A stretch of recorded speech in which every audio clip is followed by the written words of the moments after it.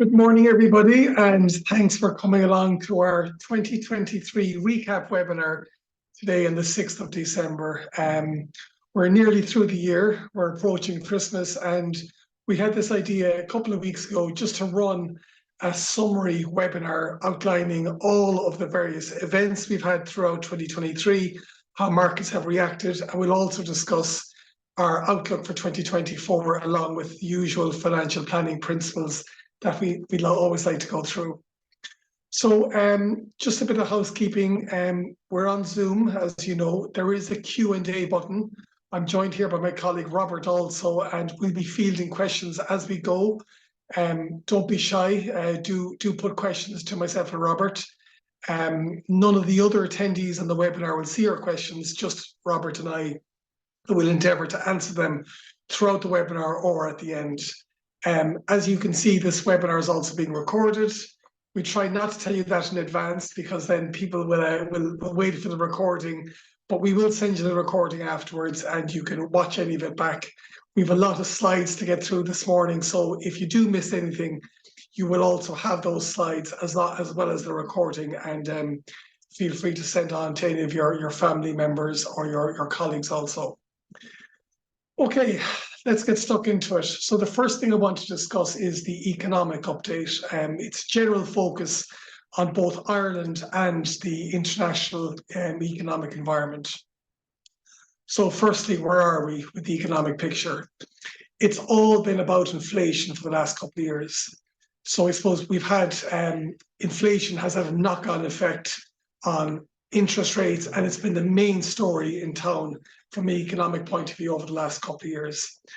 So I guess in hindsight, we can look back and say, well, wasn't it obvious we were going to get inflation? And that's called hindsight bias. But I guess there were a number of factors that contributed to the inflationary environment.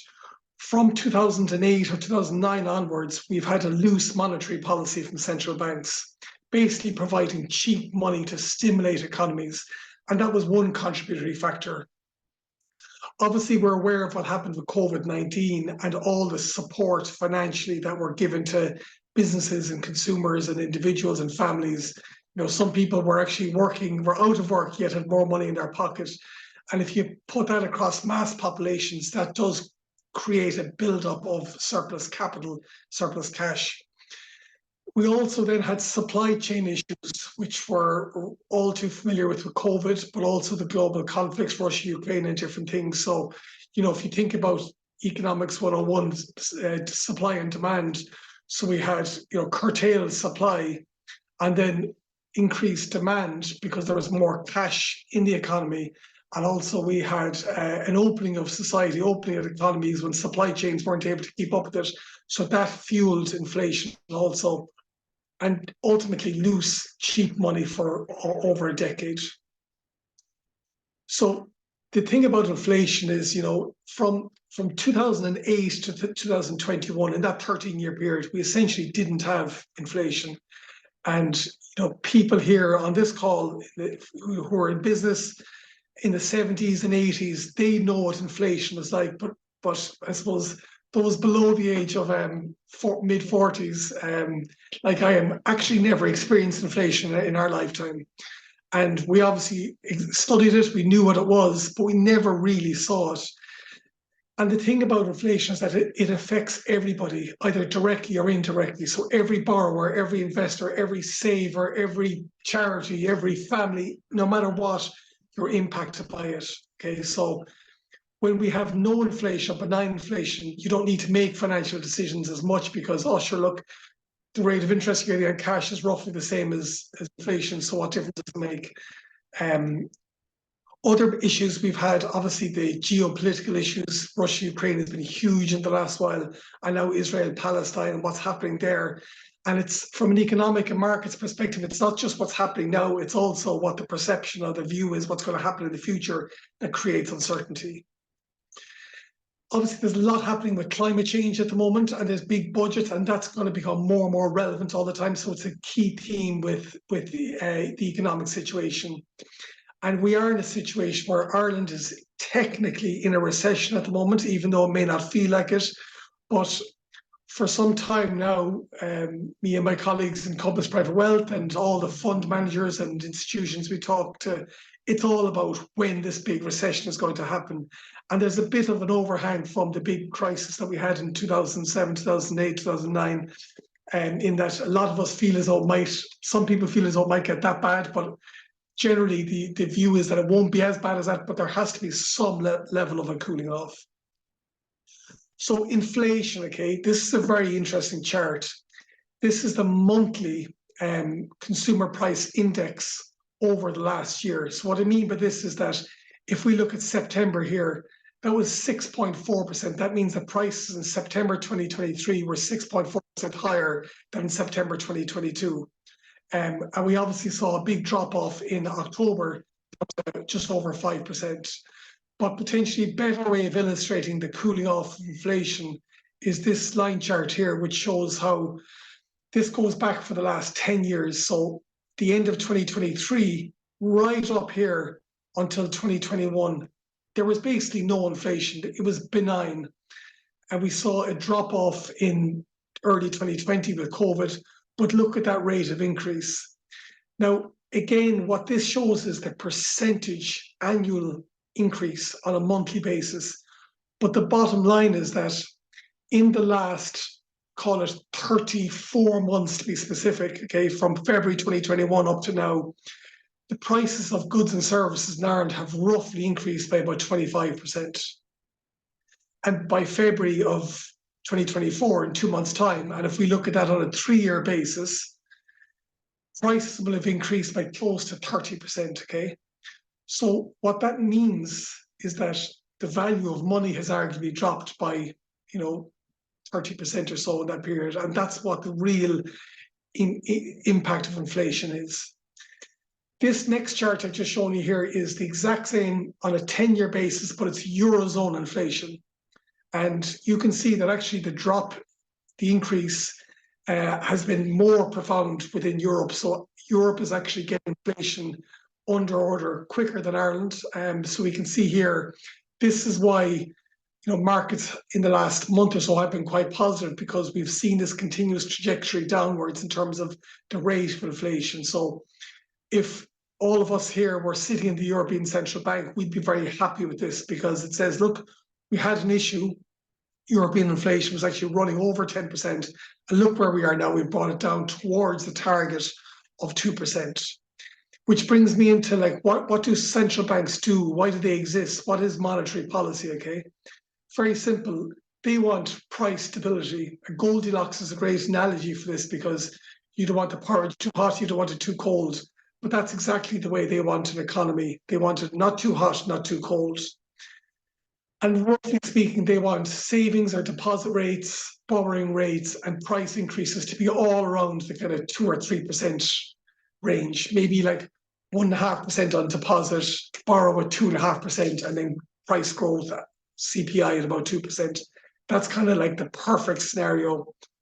But obviously, you don't want it to be inflationary and you don't want it to be deflationary. And deflation is almost as dangerous as inflation, because in a deflationary environment, people say, well, I'm not going to buy that car now because it's going to reduce in 12 months' time. Or I'm not going to get work done on my house now because work and labor and parts, whatever, will be cheaper in 12 months' time. And if you get into a self-fulfilling deflationary cycle, that is very dangerous, because all of a sudden then that's what can really kick an economy into recession. But how do central banks achieve it? Because a lot of people, they hear all about interest rates going up with inflation, but why do they increase interest rates? Because they want to make borrowing more expensive. Okay, so therefore people borrow less and they invest less, cooling off an economy. And by increasing interest rates, you also reward savers. So it's the carrot to say, if you leave your money in deposit, you're going to get 3%.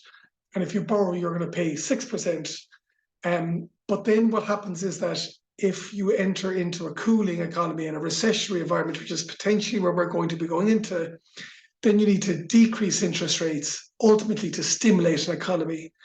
So we can expect interest rates to start dropping next year in the Fed in the US and Europe, and that's been priced in at the moment. The Irish economy, We all know there's been great numbers out of Ireland. In fact, the November Exchequer figures were very strong again. There was a couple of 3 months in a row of decreases. But what this shows is, ultimately it shows that the third quarter, the GDP has decreased on a 12-month basis, okay? So ultimately by about 4.7%. Now, you could say the GDP was overinflated for a period because of multinationals and that type of thing. But this next chart, I suppose, is a bit more concerning. This shows now we've had 4 consecutive quarters of quarter-on-quarter drop in GDP. And obviously the 4 of these on a percentage basis weighted up would equal the previous figure we had on a 12-month basis. So we've had now, so like Ireland is officially in recession. Now there's what a technocrat would define as recession versus what people in the street would say.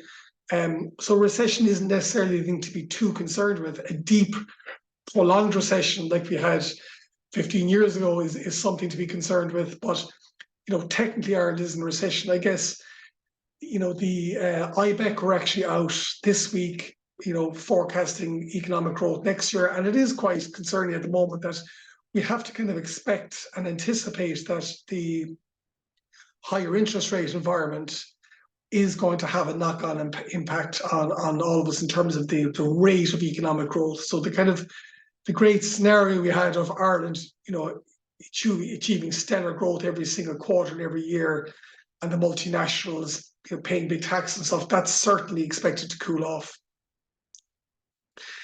And the funny thing is, like, inflation, while the economic situation looks a bit more concerning, we've had inflation, different things, Irish unemployment has remained very, very resilient. So we're pretty much at close to full employment. You're never going to have 0% employment. You're always going to have 4% unemployment or so. But there's been a small bit of a tick up in the last couple of months that just we need to be mindful of. You'll see the higher unemployment figures here was around the time of COVID. And since then, you know, this is a nice smooth chart, but I suppose it's a bit concerning here. There's always seasonal factors and miscellaneous external factors, but, you know, this is something that we just need to be mindful of, that this doesn't increase towards 6 or 7 or 8%. So I suppose in summary, in terms of the economic update, negative is that economies are slowing. There's no doubt about that. All the studies are saying 2024, the rate of growth is going to be less. Employment levels are remaining resilient, and this isn't just Ireland, this is on a global basis. Interest rates, it's a bit confusing with the arrow upwards. Interest rates have peaked, there's no doubt about that. We had a bit of a concern maybe in September that there was inflation signs coming back and there was talk of more interest rate increases. But it's quite clear out there on the street that central bank, the Fed, the Bank of England, the ECB, everybody's done with their interest rate cycle, and now we're facing into a period of rate reductions. You can't really listen too closely to what the central banks say because they can't always show their hand too much, but it's quite clear that we will be seeing interest rate reductions. And a big headwind, a big, you know, negative issue from an economic perspective, and obviously from a humanitarian perspective, is all the conflicts we're having. And this year has been a terrible year for that, and that's definitely a negative for global economies. So now you know everything about our view on the economic situation. So we're going to jump into investment markets, just to give you an update on investment markets. So equities, which is the main asset class, we've had a very, very uncertain and volatile period for equities. We really, really have in the last few years. The second bullet point here, what I'm saying is that, you know, in all my years, nearly 20 years looking at markets and being highly interested in them and share prices and funds and performance and this and that. But really, I think we'll all agree the most consistent thing is that share prices, and I suppose equity markets as a whole, by extension, are really being impacted by external outside factors that are very hard to predict, you know. So like like COVID-19 is the obvious one. I mean, in the 4 weeks from COVID-19, February 2020, you know, the price of the German stock market fell by 40%, 40. The price of the US S&P 500 fell by a third in 4 weeks, which is just unbelievable. So then we had like a huge rebound because of all the different stimulus that the central banks and governments were putting in. Then we had Russia, Ukraine, we've had this inflationary thing. So you could look at a company share price all day long. You can look at its earnings, you can look at its dividend yield, the quality of the management, their strategic positioning, all that nice stuff. But it doesn't really make a difference a lot of the time in the short term because there's so many external factors. And I've spoken to these fund managers and they're sitting in big fund manager offices in London or New York, whatever it is. And if the economic situation looks negative or something external happens, they can just press a few buttons to sell across the board. They don't say, oh, of the 100 companies in the FTSE 100, we're only going to sell 47 of them and keep the other 53. They just sell across the board. So therefore, you're seeing these anomalies between share price performance and maybe what the valuations should be, which does create opportunities. But still, it's the first time in my life, my career, I've seen just external random factors impacting share prices. So the Magnificent Seven is the new term. There's 7 big companies in the US, okay? And you're all familiar with these: Amazon, Apple, Alphabet, Meta, Facebook, obviously. Alphabet, by the way, is Google, Microsoft, Nvidia, and Tesla. So like these companies account for 30% of the S&P 500. And the S&P 500 itself accounts for over half of the global markets. So we just have to be mindful of this. When you look at an index performance, a lot of the time it's just these tech companies, which are highly, highly risky, but they're driving a lot of the growth in share prices. And equally, they can punish you on the way down as well. So it's just something to be very mindful of as when you look at index performance of those 7 companies. Year to date, we'll show you some charts in a minute. They've been the main reasons why markets have been stronger in the US so far this year. Just a small point on the Irish Stock Exchange. Like the Irish Stock Exchange, when I first got into the industry, we had all the big players there, like listed in Dublin, and the fund managers could meet the companies face to face. And I guess like Irish investors almost had an advantage over global investors because you had the big Ryanairs and CRHs and Paddy Powers and AIB and Bank of Ireland and all these companies at the time listed in Ireland. But a lot of these companies have left and are continuing to leave, meaning that the Irish Stock Exchange itself is like more like a small cap index. So that's just something for everybody here, just to be aware that, investing has become more of a global basis. The idea of like getting an upper hand on Irish companies or investing in Irish companies is pretty much gone because they've all either gone, into Europe, the UK, or the likes of CRH moving their listing to the US, that type of thing. And remember as well, currencies have a big impact on stock market valuations, because if you dealt with the likes of us and we said, we don't want to take any currency risk, then you'd be confined completely to Eurozone companies, okay, only companies in the Eurozone. But obviously you wouldn't be very diversified. And even at that, companies listed in Europe, in Germany, wherever it is, they have foreign exchange risk as well through their sales and costs of goods and all that.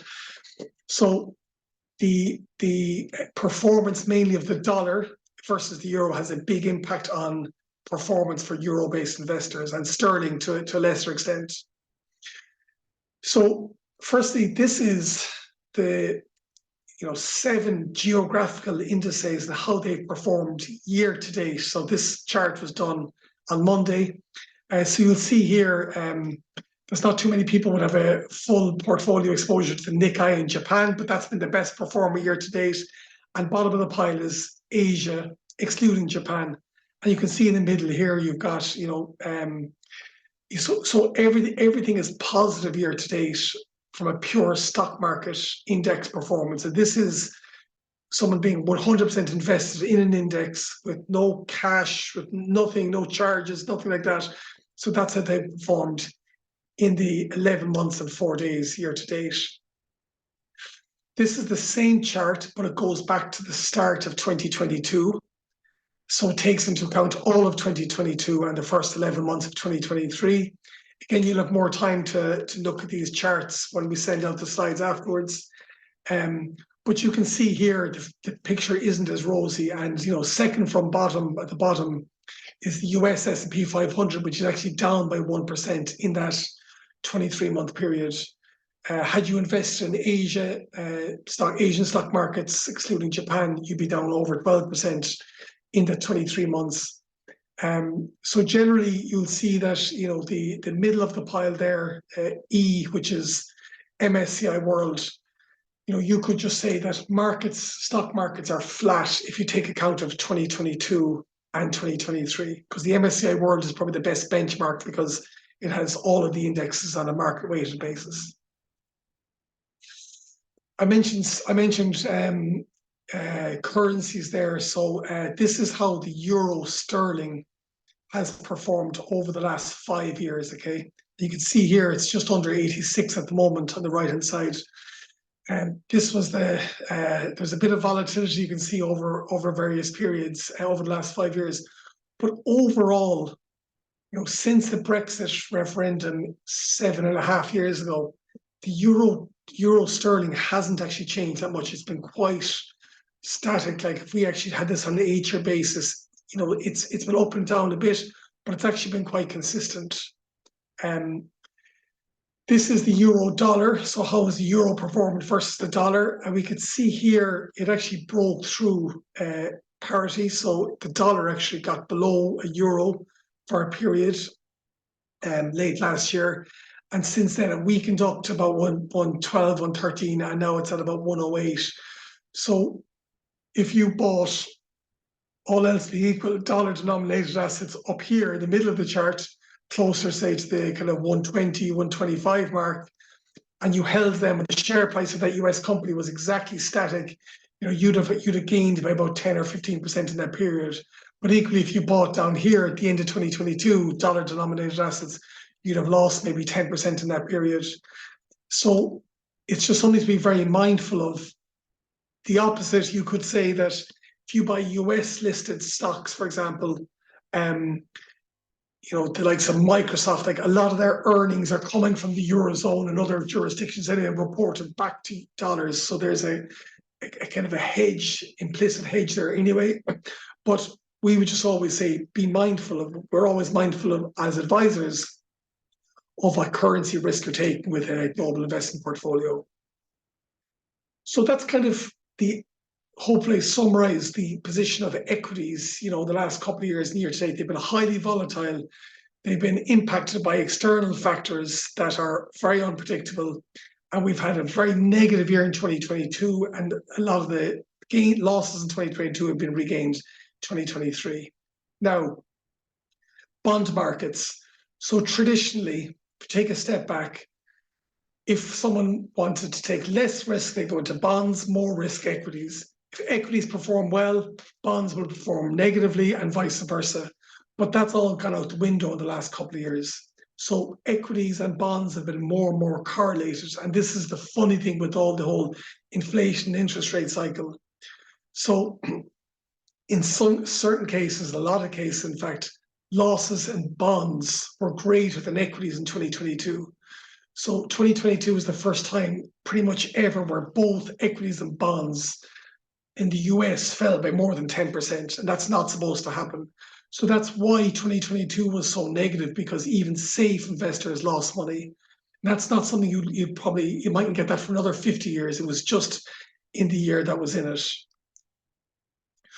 So we're going to have a couple of charts now on 10-year bond yields, but in the last 6 weeks or so, what's happened is that the future inflationary expectations globally have decreased. So, economists and bankers, everybody's saying, well, actually the rate of inflation is cooling, so it's not going to be as high. Therefore, interest rates are going to come down.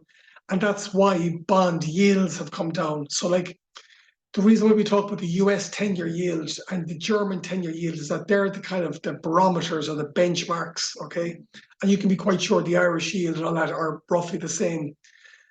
So the US 10-year yield actually went to a peak of about 5% only 6 weeks ago or so, and now it's down to about 4.23%. So as bond yields increase, the capital value of existing bonds falls, right? So what I mean by that is if you bought a US 10-year bond yield at a 2%, sorry, if you bought a US 10-year bond at a 2% yield, and that went up to 5% yield, you'd have lost a significant portion of your capital. But obviously, if you buy at a 5% yield and that reduces to 3%, your capital uplift has increased a bit. And that's why we saw so many bond investors lose money, because yields went right up. And equally, when bond yields decrease, the capital value of existing bonds increase. But you generally don't see that level of volatility with bonds. You're not supposed to. They're supposed to be more steady. And then finally, on cash, okay, so there was an issue not too long ago where you had basically inflation in Ireland was close to 10%, and you were actually getting negative yields on cash. So you're kind of guaranteed to lose 10% every year, the real value of money. Now, thankfully, inflation looks like it's running down towards about 4%, and you can now get 2 or 3% on deposits. So it's becoming normalized now. We do have a matrix of deposit rates. Send us an email afterwards if you like. We'll send it on to you. But thankfully, there are rates available. I think a lot of it was political pressure put on the banks. KBC and Ulster Bank leaving didn't help. You kind of really have 4 places for cash. There's AIB, Bank of Ireland, Permanent TSB, and An Post. An Post is tax-free, but the rates aren't as high as the other banks. So at any one stage, there are better rates available now for fixed-term deposits, which is good. So bond yields, okay. So over the last year, the 10-year bond yield, this is how it has been in the US. You see it climbing, hit a peak of about 5%, and now it's come right back down.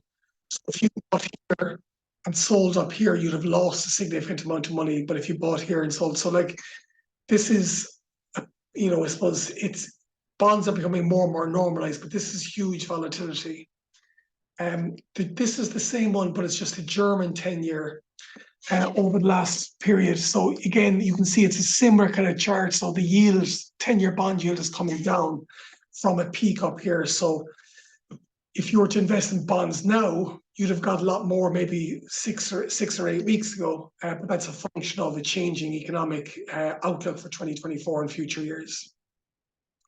Now, what I'm going to show you is the exact same 2 charts. The last charts I showed you for 12-month basis, and now it's a 10-year bond yield, but how that's performed over the last 5 years, okay? So I'll just actually, the US one first here. So this reduction here is like a drop in the ocean in the context of 5 years. And that's why I wanted to firstly show you the 1 year and now show you the 5 year. So a better way of looking at this is the German 10-year, okay? This period here where my mouse is, so, all through, say, 2021, if you bought a 10-year German bond, you'd have had to pay the German government money because yields were negative. So, you nearly have to really think about that. It's very hard for people to understand that 10-year bond yield was actually negative because interest rates were in such a difficult situation that you'd have had to pay the German government money. And now you can get a yield of well over 2%, and you could get a far over 2.5% not so long ago. So this is really, hopefully, an insightful chart just to show you how bond markets have performed over the last 1 year, and in this chart, how over the last 5 years. Okay, so in the next section, we'll talk about the 4 main types of assets, because in Compass Private Wealth, our role is to advise clients on a holistic basis.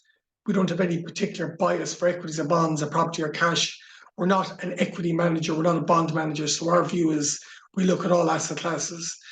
And domestic property is something that I just wanted to put in a slide on this, okay, to explain, Irish residential property. 20 years ago, you could be walking down where we are here, Pembroke Street or Bagot Street in Dublin, the South Mall in Cork, O'Connell Street in Limerick, or wherever it is, and you could speak to somebody on the street and say, well, what about this property, that property? And property, residential property, was a tradable asset class for individuals. And individuals had more information and insights than big funds. And big funds weren't really interested in domestic Irish property. So it was a very easy asset class for an individual to say, I have a couple of $100 grand here, I'm going to buy a property, rent it out, 6 or 7% yield, tenants will pay me every month, no issues, no hassles, and that's it. So the amount of clients we've had come to us over the last 3, 4, 5 years who said, Jonathan, I want to set up a pension to buy a property. And then by the time they look at property, they decide against it, or they come to us and say, by the way, I've sold out of some existing property because it doesn't make sense anymore. And I just want to go through the reasons why. So property has become an institutional asset class because firstly, rent pressure zones. They started off at 4%, then they reduced to 2%. And in the meantime, inflation went up as high as 10%. So you're kind of guaranteed to be losing money based on, even if you increase rent every year by 2%, it was nowhere near keeping up with inflation. It's still not. So that's turning people off buying domestic property. Borrowing to invest has become way more expensive now because interest rates where they are at the moment. For a landlord, for a typical individual or a couple buying a couple of buy-to-lets and renting them out, it's way more difficult than it was in previous times because there's more compliance, the Residential Tenancies Board and that.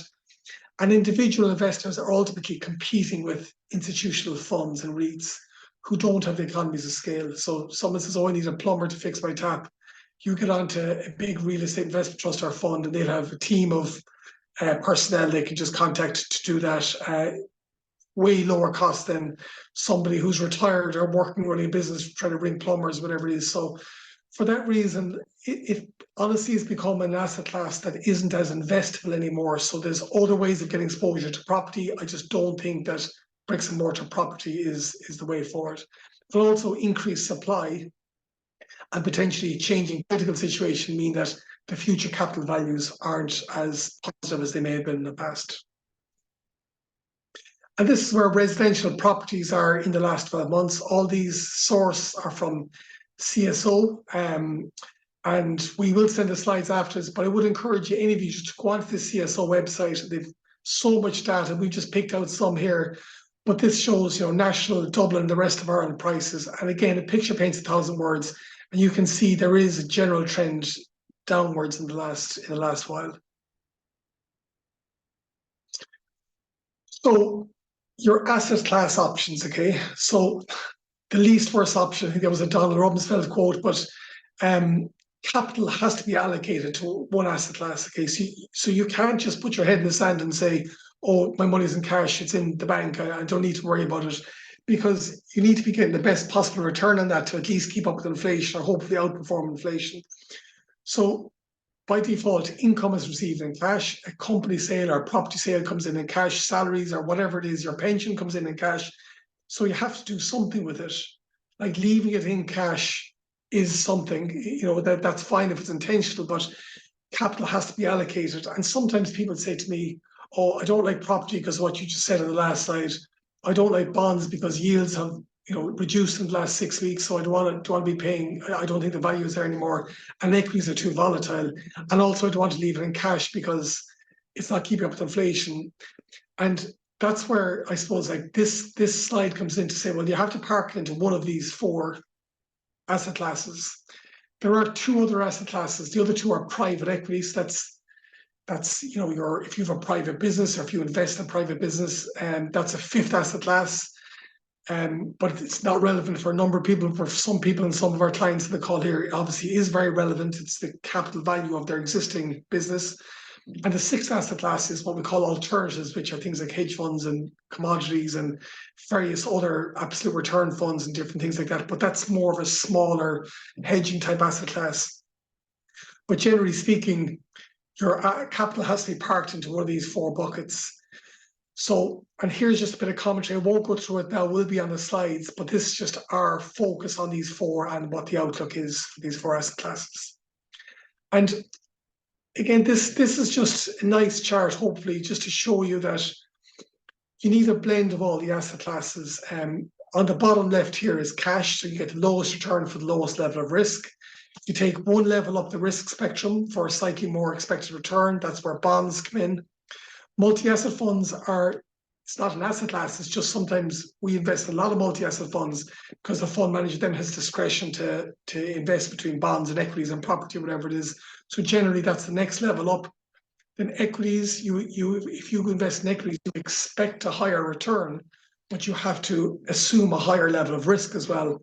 And I just put another one up here, leveraged property. It's obviously far higher risk because you're taking on debt, whatever it is. But if it's leveraged, you should expect a higher return. So the key is to get this balance correct, where you're taking minimal risk. So you're further down the risk, but you're pushing out the target return. And that's what diversification does. It reduces the risk and has the highest possible return. So I guess for 2024, there's always bulls and bears, or we say headwinds and tailwinds. There's always a reason to be bullish and there's always a reason to be bearish. The three bull points and the bear points we're going to discuss now, if we fast forward to 12 months and if we're running the same session in 12 months' time, most likely the three bull points, bear points will be different in 12 months' time, just like they would have been different 12 months ago. So often people say to me, well, isn't it great that corporate profits are still, earnings are still very strong? That's a bull factor, a positive factor, that's a tailwind. But for every tailwind, there's a headwind. I suppose our role as investment advisors is to always be aware there's pros and cons at any one stage, and just to be aware of them at any one point in time.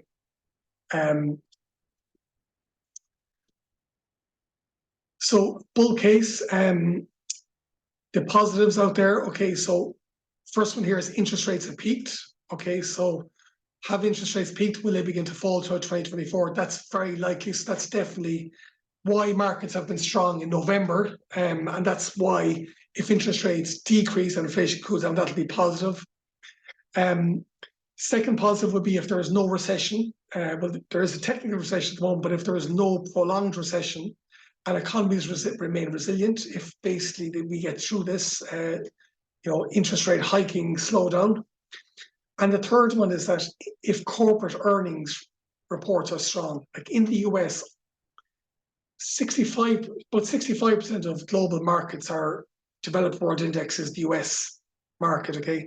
And those companies report every single quarter. So every 3 months they report. And those, by and large, earnings have been very, very robust and strong. So everyone's kind of waiting for like, okay, earnings are strong, but what are you going to tell us about the weakness? And it hasn't happened yet. And if it doesn't happen, that's going to be a bull case. The bad things, okay, inflation may reignite. Okay, so again, we're thinking at the moment, oh great, inflation's under control, but you never know. There could be something with OPEC, with oil prices, which is the second point here.